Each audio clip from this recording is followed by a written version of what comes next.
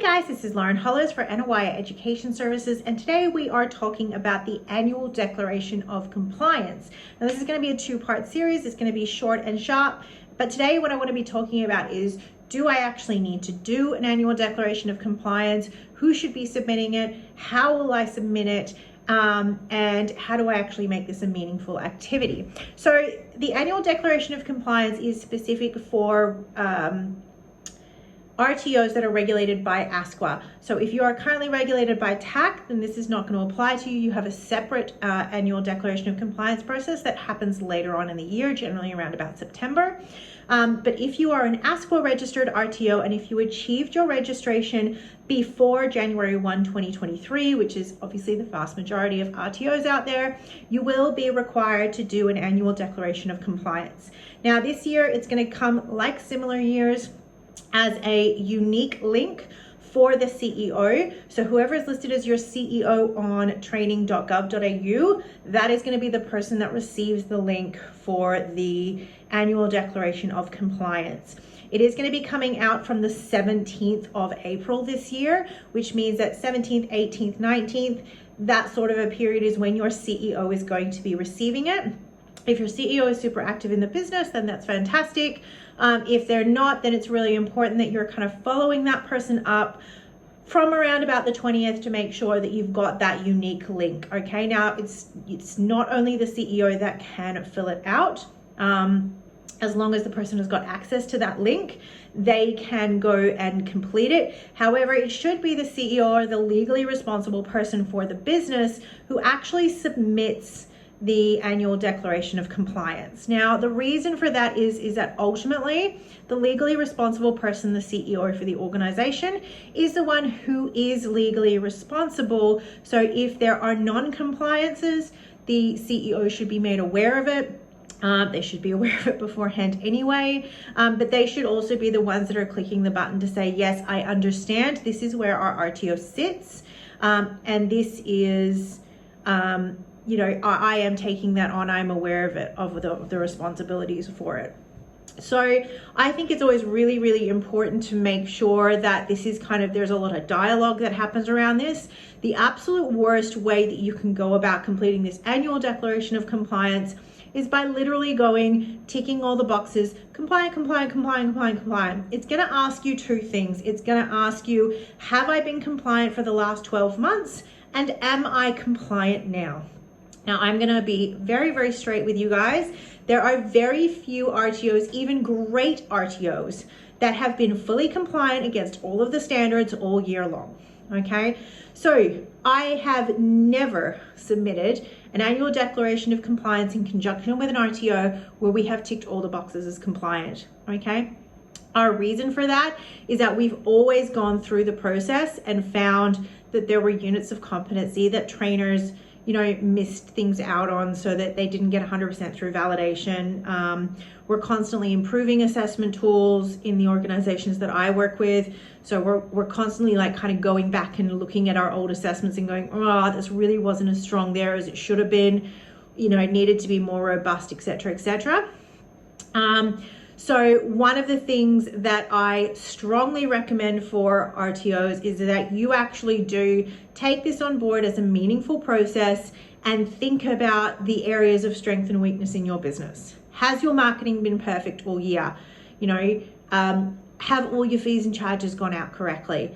Are your training and assessment strategies, you know, strong? Are they fully, do you actually have training and assessment strategies for every single one of your products? Do those align to your marketing things and all of that sort of stuff? In order to make this a meaningful activity, you actually want to make sure that you're doing a health check on your business, okay? It doesn't mean that you've got to get a consultant in order to be able to do that. You guys are capable of doing this yourselves. You can download the self-assessment that's available via ASQAnet, and even via the ASQA website, and you can use that as a baseline. Okay, obviously for me, your big things are your trainer qualifications. So do you have all your trainer matrices in place? Your assessments, are they valid? Are they sufficient? Are they robust? Are they reliable? Do you need any that have been updated? lots of training packages have rolled in the last couple of, in the last year. So, you know, have you managed your transitions correctly?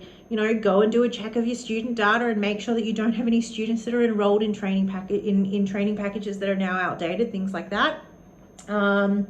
You know, do I have training and assessment strategies for all of my qualifications? So these are all the kinds of checks that you should be doing on a regular basis. If you haven't done them in a while, use this annual declaration of compliance as a stopping point to be able to check that you are on top of all of those things, okay?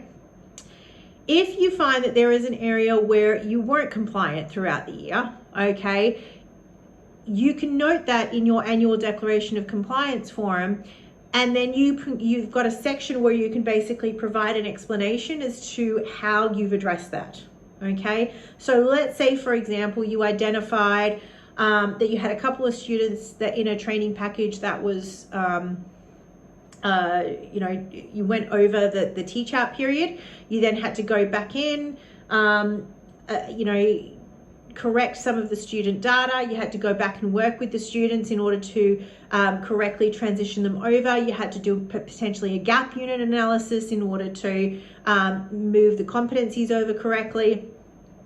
You can outline that process in the form. Now, for me, if I was an ASQA auditor, and certainly the ASQA auditors and staff members that I talk to, if an RTO can confidently explain how they've identified a non-compliance within their organization, addressed it, and then come out the other side of that, that to me shows self-governance, okay? An RTO that goes through and ticks everything as compliant, puts absolutely no comments into the form, and I then go out and audit them, and I find that there is things wrong here, there, and everywhere, and they go, oh, well, we know that, but no. If you know that, but then you go and tick that form as compliant against everything, okay? One, it shows that you actually don't understand how to submit an annual declaration of compliance. Or two, you have purposely put incorrect information into that. Both of those things are bad, okay? Either you're showing that you don't understand the process, all right? So either it's a stupidity error or it's a malintent error. Either way, it doesn't show up great. If you fall into an audit category, this is one of the things that they are going to go back and take a look at. So for me, it is always better to state, these are the areas that we have had challenges in. This is how we have proactively identified it. This is how we have proactively fixed it. And this is the training that we've done to make sure that it doesn't happen going ahead, okay? It is very important for you to clearly and articulately outline that process. But I would be very, very strongly recommending to RTOs that you do have that reflection as part of your process. And if you know that there were areas in your business that you had to fix up this year, talk to ASQA about that. As long as you are providing a clear level identifier as to like how you fixed that, and you're also telling them that, you know, we've fixed it, but we're compliant now. I think that that's a far better way to go than not mentioning it and running the risk down the track of getting audited, having told them that you're fully compliant across the board for the last 3 years, only to come to an audit and go, oh, well, yes, we did know that. Oh, well, yes, we did know that. So make this a meaningful exercise. Make sure you're going through that self-assessment process. Set some time aside between the 17th and the 30th of April to actually go through and participate in this process. Do kind of your own health check. If you do have any questions, of course, by all means, put them in the box. What we're going to cover in the next one is we're going to be talking about specifics of how you would go about responding to certain things. What are the checks that you should be doing? The importance of checking your data in ASQAnet and things like that.